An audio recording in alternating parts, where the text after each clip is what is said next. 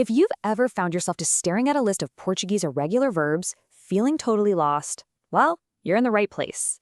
Today, we're going to crack the code on some of the trickiest verbs out there. And I promise, by the end of this, you're going to see them in a completely new way. So here's what we're going to do. First, I'll let you in on the secret. Then, we'll walk through 4 major verb families: fazer, pedir, ver, and vir. And finally, we'll wrap up by unlocking what I like to think of as your new Portuguese superpower. Let's get into it. Okay, so let's tackle this head on. The whole problem with irregular verbs, right, is that they just don't seem to follow any rules. It feels like pure memorization. But what if I told you that's not exactly true? What if many of them belong to a family? And if you just get to know the parent, you automatically know all the kids? This right here, this is the whole secret. It's the master key. Any verb that's just a variation of an irregular verb, with a prefix tacked on the front, it follows the exact same weird conjugation pattern as the original. It's a game changer because one pattern suddenly unlocks a ton of other verbs. For our purposes today, we're zeroing in on these 4 absolute powerhouses: fazer, pedir, ver, and vir. If you can get a handle on how these 4 behave, you'll suddenly find you've also mastered all of their derivatives without any extra work. And hey, just so you know, this amazing insight isn't just something I made up.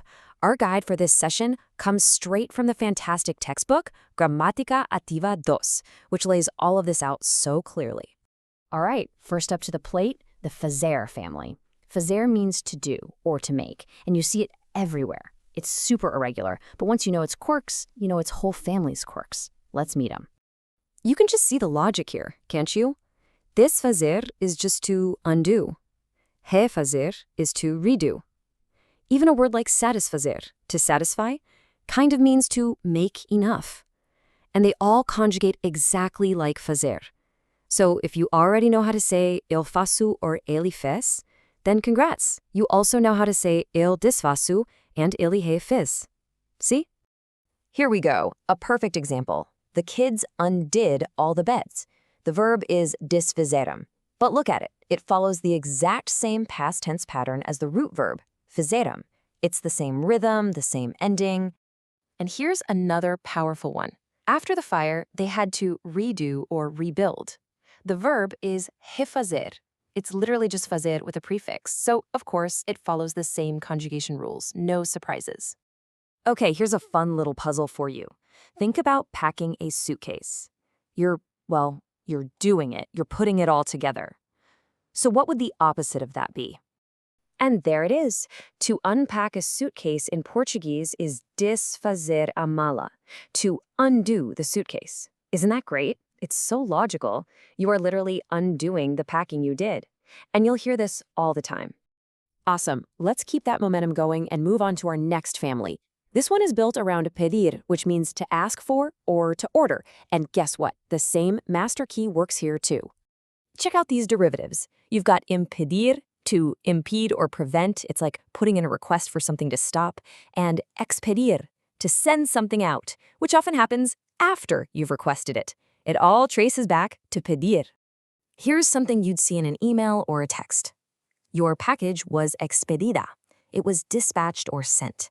It follows the same patterns as pedir, which just makes it so much easier to use correctly.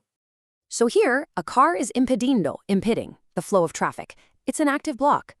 And that verb form follows the pattern of pedir. Once you know the root, the bigger words suddenly become way less intimidating.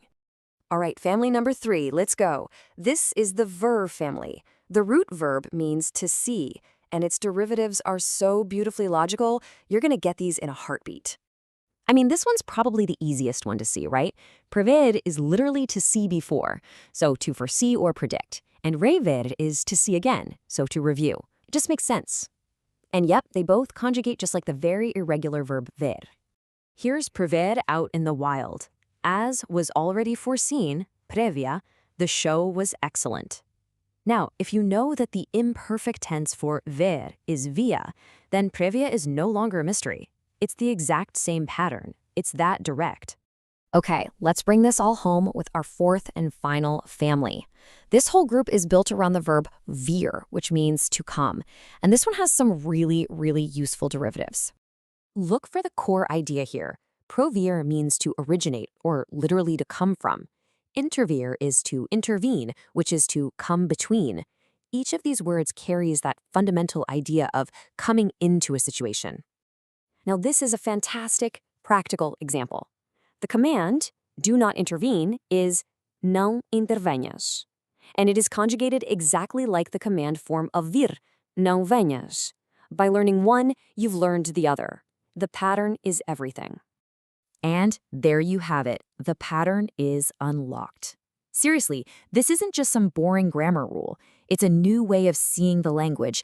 It's a superpower that simplifies a huge, tricky part of Portuguese. So let's just quickly recap the big ideas.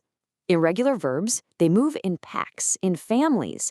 The derivatives, the kids, they always behave just like their root verb. So from now on, when you see a long, weird-looking verb, stop and look for a root you recognize. You now know the patterns for 4 of the biggest, most important verb families there are. You have the master key now, and it completely changes how you can approach learning and using these verbs. So my question for you is, now that you've unlocked the pattern, what new verb are you going to go out and try today?